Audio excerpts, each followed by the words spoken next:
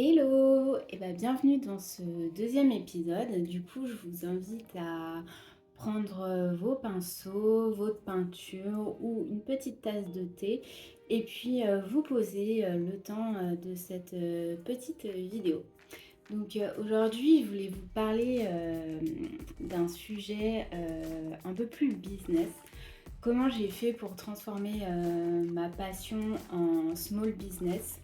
Je ne sais pas si vous le savez ou pas, mais en tout cas, je suis en auto-entreprise maintenant depuis 4 ans pour l'aquarelle, pour pouvoir donner des cours, des ateliers et vendre mes illustrations.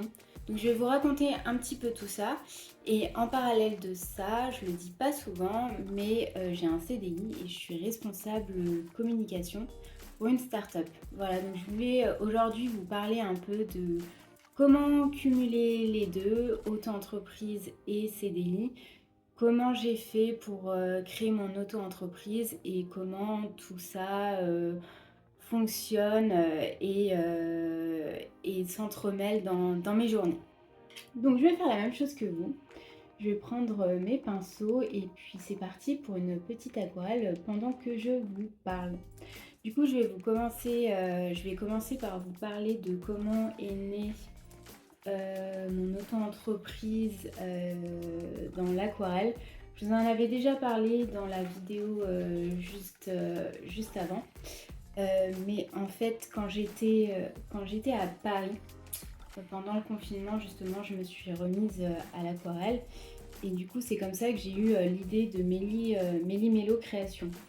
Donc j'ai commencé à poster sur les réseaux, mais là, pour le moment, j'avais pas encore mon auto-entreprise. Je m'étais pas encore enregistrée. Et j'ai ensuite déménagé sur Lyon. Et donc, une fois que j'étais bien installée sur Lyon, j'ai créé mon auto-entreprise. Alors, le but, à la base, c'était de vivre de l'aquarelle, donc des cours, des ventes d'illustrations, etc. Mais j'ai testé pendant quelques mois, pas très longtemps, et je vous avoue que j'ai flippé. Parce qu'en fait, je me suis retrouvée toute seule chez moi avec la pression de devoir réussir mon auto-entreprise d'aquarelle. Je me suis sentie aussi un petit peu seule parce que c'était la première fois justement que j'avais plus de boulot, plus de CDI, en tout cas en entreprise. Donc c'est des journées où on se lève pas forcément toujours le matin à la même heure, où on voit pas ses collègues. Enfin bref, en tout cas, il faut savoir s'auto-gérer et avoir de la discipline, chose que je n'ai pas forcément énormément. Et en fait, je me suis rendu compte que l'aquarelle devait rester un plaisir pour moi. Et ça commençait à devenir plutôt une source de stress. Parce que j'avais peur de ne pas pouvoir gagner assez d'argent pour pouvoir vivre ou même juste profiter de la vie. Parce que bon, il y a quand même une différence entre gagner de l'argent pour pouvoir s'acheter à manger et payer son loyer et gagner de l'argent pour pouvoir aller au resto, profiter avec ses amis, partir en vacances, faire des voyages si on en a envie. Enfin bref, juste profiter de la vie et se faire plaisir. Donc j'ai décidé après quelques mois à mon compte de reprendre une activité en CDI à côté. Mais je ne laissais pas tomber pour autant les mélo créations. C'est juste, il fallait que je trouve quelque chose à côté de plus sécurisant. Parce que je suis comme ça, je sais que je suis quelqu'un qui a besoin de sécurité et de stabilité. Et en fait, le fait d'être à son compte, je trouve que ce n'est pas fait pour tout le monde. En tout cas, il faut être bien préparé. Et je vous avoue que moi, je n'ai peut-être pas forcément le caractère pour être à 100% à mon compte en auto-entreprise. C'était beaucoup de pression, beaucoup de stress et en fait l'aquarelle devenait vraiment une source de stress. Alors qu'à la base, comme je vous disais, c'est quand même, quelque chose qui m'a fait, du bien pendant très longtemps, qui m'a permis, de calmer, mon anxiété et donc là, ça s'empirait quand même, beaucoup. Donc je me suis dit: «Bon, c'est pas un échec, c'est pas grave, on va faire les choses autrement». Donc j'ai repris un CDI et là, pour le coup, je vous dis pas que ça a été hyper facile parce que quand vous avez un 35 heures à côté, bah, il va falloir, trouver le temps, pour, justement votre passion et votre auto-entreprise à côté. Donc ça fait quand même des journées un petit peu à rallonge. Mais ça j'y reviendrai après. Donc du coup, pour revenir sur,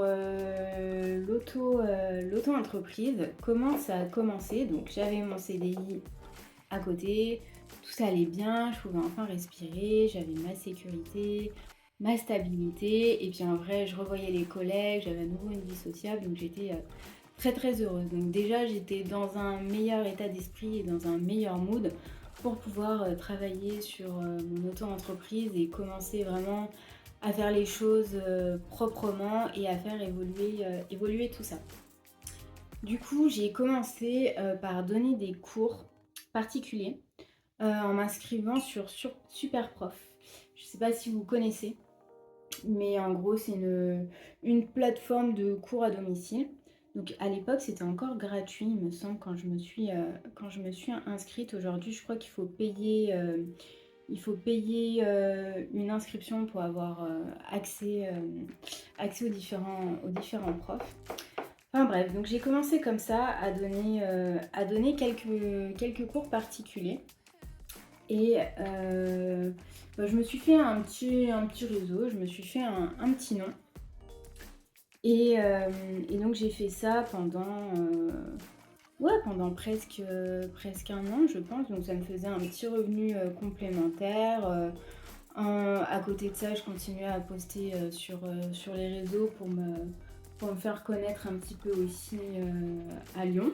Donc en vrai, ça m'allait et puis à côté, j'avais quand même un CDI, assez prenant où en gros je travaillais assez loin de Lyon. Je mettais quasiment 1 heure pour, rentrer chez moi le soir. Donc autant vous dire que quand je rentrais, j'étais un petit peu fatiguée. Bref, j'ai changé de boulot, quelque temps après, donc mon job actuel qui, heu, qui est beaucoup plus, fait pour moi, dans lequel je m'éclate, beaucoup plus. Donc pareil, ça me met aussi dans un mood un peu plus sympa et un peu plus décontracté aussi, pour pouvoir justement faire les choses que vous aimez à côté et pour avoir justement cette motivation et cette force-là aussi en rentrant le soir de retravailler un petit peu, pour votre entreprise. Donc après les cours, particuliers, j'ai commencé, les ateliers d'aquarelle. En fait, ça a commencé parce qu'on m'avait, contactée, justement pour, organiser un atelier en entreprise. Donc c'est comme ça que ça a commencé et puis finalement après je me suis dit: «Bah tiens, pourquoi pas faire ça chez moi?» Alors pourquoi chez moi? Je vous avoue que c'est pas forcément l'idéal, mais c'est parce que, à Lyon, les locaux à la location coûtent très cher. À la vente, franchement, sur Lyon, c'est très prisé et il y en a pas 50 000 et ça peut être très, très cher. Donc pour l'instant, je les organise chez moi et finalement, ça crée un petit côté un peu plus intimiste aussi, qui plaît aussi pas mal. Donc oui, donc je vous disais, du coup, j'avais commencé comme ça parce qu'on m'avait contacté pour faire un atelier en entreprise et donc du coup, j'ai commencé à organiser des ateliers, régulièrement chez moi. Du coup, je l'ai fait le soir et le week-end, donc tout ça à côté de mon CDI. Donc vous voyez, tout ça, c'est des heures aussi en plus à prendre en compte. Et encore, je vous dis, enfin moi, pour l'instant, je suis célibataire, j'ai pas d'enfant, donc voilà, on va dire que l'aquarelle, c'est la seule chose que j'ai à côté à m'occuper. Donc, ce qu'il faut savoir aussi quand on est à son compte pour se faire connaître, je trouve que c'est quand même assez compliqué. Les réseaux sociaux sont hyper saturés et ce qui m'a vraiment aidé pour le coup à me faire connaître sur Lyon, c'est mon site web. Je l'ai créé maintenant il y a presque 4 ans, ouais, au tout début de mon activité. Alors j'ai de la chance parce que je travaille dans la communication, du coup j'ai quand même un peu les bases pour créer un site web, travailler les référencements ou même communiquer ensuite après sur les événements, les réseaux sociaux, etc. Mais en tout cas, c'est la première source pour me faire connaître. C'est comme ça que les gens viennent vers moi, c'est via mon site internet. Et après, effectivement, c'est Instagram, le bouche à oreille, etc. Mais en tout cas, pour en arriver là où j'en suis aujourd'hui, c'est-à-dire faire des ateliers toutes les semaines régulièrement chez moi et que les ateliers soient remplis, ou en tout cas presque tous remplis, il m'a fallu quand même 4 ans d'activité. Donc autant vous dire, je pense que j'ai bien fait quand même de reprendre un CDI à côté et que je ne conseille pas forcément à tout le monde de se lancer comme ça sans filet dans son auto-entreprise. Alors encore, ça dépend aussi des situations, etc. Moi, je sais que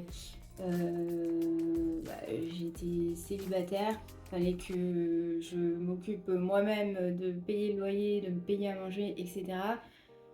J'avais pas non plus 50 000 euros de côté, donc il y a un moment donné où la situation a fait aussi que je ne pouvais pas me permettre de me laisser du temps pour réussir. Et comme je vous le disais aussi, ben, je suis quelqu'un d'un petit peu angoissé, d'assez stressé, etc. Donc finalement, le fait d'avoir un CDI à côté, c'est hyper rassurant. Et puis même, ça vous donne quand même un rythme de vie. Vous vous levez le matin, vous rentrez chez vous le soir. Entre-temps, la journée, vous avez aussi vu des gens, donc vous avez sociabilisé, ça vous fait du bien. Et puis c'est quand même, mine de rien, euh, un projet commun avec d'autres personnes. Je trouve quand même que c'est important. Mais effectivement, avoir une activité bis à côté, il faut aussi s'accrocher parce que c'est beaucoup de temps, c'est beaucoup de motivation. C'est du travail en plus le soir, c'est du travail le week-end. Donc tout ça pour vous dire que si vous voulez créer une auto-entreprise ou en tout cas faire du business avec une activité, il faut vraiment que cette activité-là soit, je trouve, une vraie passion ou quelque chose que vous avez vraiment envie de faire, que vous aimez et et que vous savez que vous allez continuer même si vous ne gagnez pas d'argent.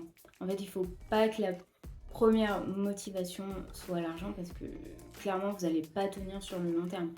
Enfin, moi, je sais que même si je ne gagnais pas d'argent avec l'aquarelle, je continuerai quand même l'aquarelle parce que j'adore ça, parce que ça me fait du bien, parce que j'adore partager ma passion avec les autres.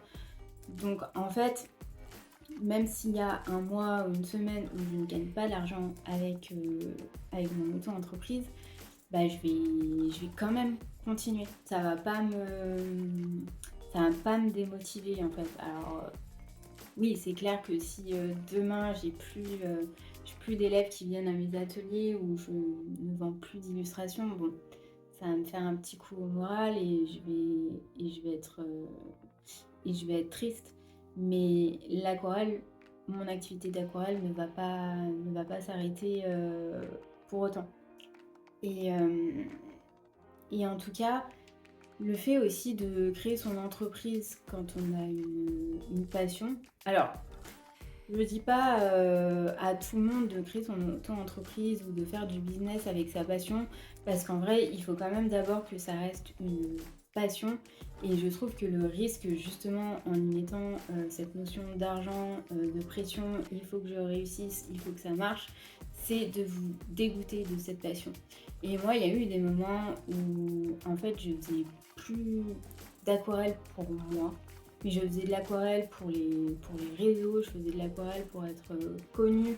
Donc en fait, je peignais pas forcément des choses que j'aurais voulu peindre en temps normal, mais j'essayais de choisir des sujets, etc., en fonction de ce qui allait marcher ou pas. Ça m'a rendue hyper malheureuse, ça n'a pas forcément fonctionné. Je me suis mise trop de pression et du coup, j'ai pris les choses autrement. Et aujourd'hui, en fait, finalement, pour moi, l'aquarelle est un peu le reflet de ma vie. C'est-à-dire que j'ai des expériences dans la vie, j'ai des voyages, j'ai des idées, des choses qui me viennent en tête, etc. Et je vais peindre ce que je vois, je vais peindre mes voyages, je vais peindre mes idées que j'ai dans la tête. Et tant pis si ça marche pas en fait. Je me prends plus la tête sur les réseaux sociaux, disons que je poste quelque chose, ça marche, tant mieux, ça marche pas, c'est pas grave. Mais le plus important, c'est de tenir sur le long terme, sur la distance, d'en faire un peu tout le temps et de jamais s'arrêter. C'est pour ça que je vous dis qu'il faut vraiment être passionné par ce qu'on fait, parce que sinon, en vrai, vous allez pas, vous allez pas pouvoir tenir très longtemps comme ça. Et moi, je vous dis, ça fait maintenant 4 ans que je fais ça et j'ai jamais arrêté et j'ai jamais abandonné. Et c'est parce que justement, je crois que je me mets pas trop la pression et je me prends pas trop la tête. Alors, je fais ce qu'il faut pour que ça fonctionne quand même un minimum, pour que mon site soit vu, pour que, pour que mes abonnés aussi voient mon contenu sur les réseaux et pour que mes ateliers se remplissent quand même un minimum. Mais je ne stresse plus trop par rapport à tout ça. J'essaye juste de faire ce que je veux, ce que j'aime, de mettre un minimum quand même d'effort là-dedans. Mais s'il y a un soir où je suis fatiguée ou que j'ai envie de faire autre chose, de voir mes amis, etc., je vais pas me forcer à faire du contenu ou à faire de l'aquarelle. Je vais faire autre chose et je me dis, écoute, c'est pas grave, tu te mets sur pause pendant 2 3 jours, pas plus.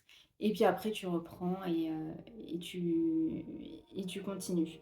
Et, euh, et en tout cas, ma vision des choses, je trouve que les gens qui réussissent, déjà, faut pas oublier qu'ils ont tout un passif avant, qu'ils sont pas reconnus du jour au lendemain comme ça.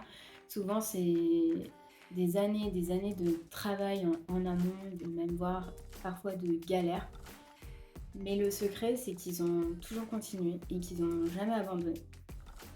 Donc, je vais suivre un petit peu cette philosophie-là. Et puis, franchement, pour l'instant, j'ai pas à me plaindre. J'ai plein de monde qui viennent à mes ateliers.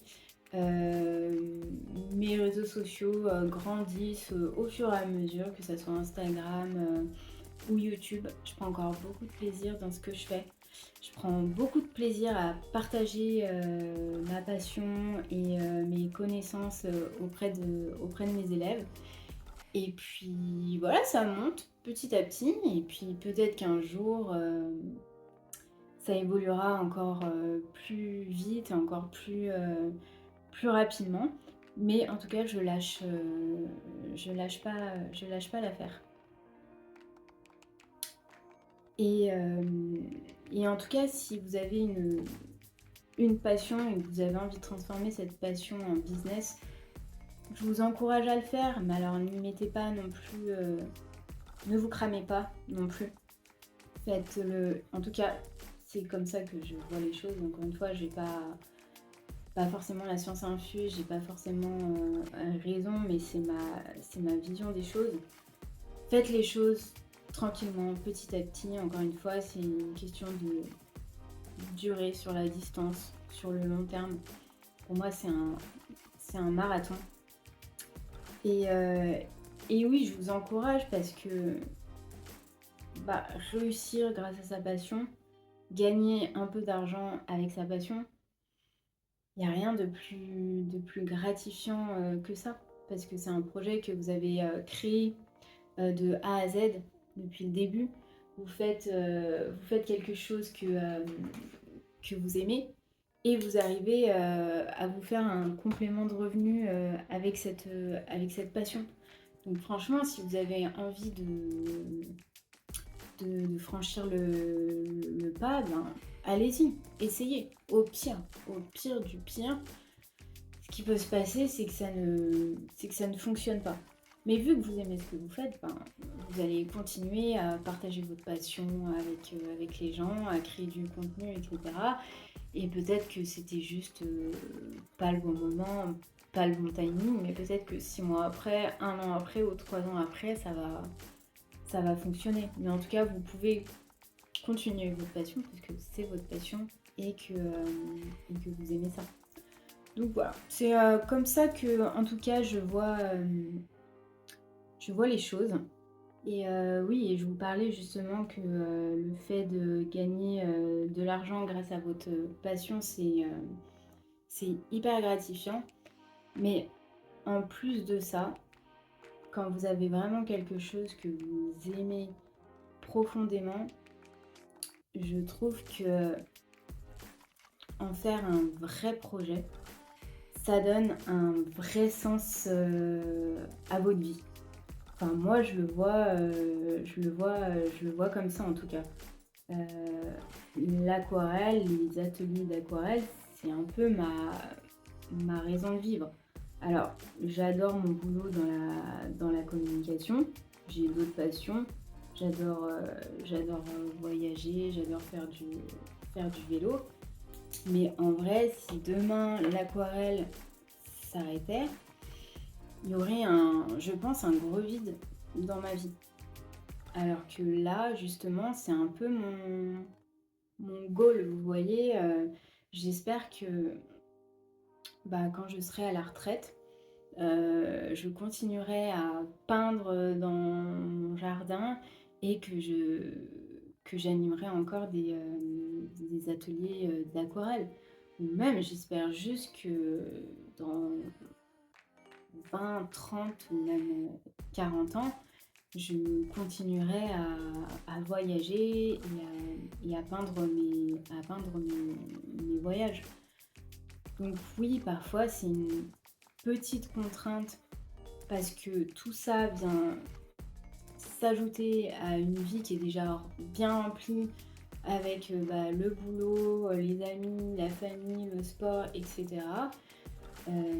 Mais en clair, je pense, très très triste si demain je devais vraiment abandonner totalement l'aquarelle. Et aujourd'hui, c'est vrai que j'ai la chance.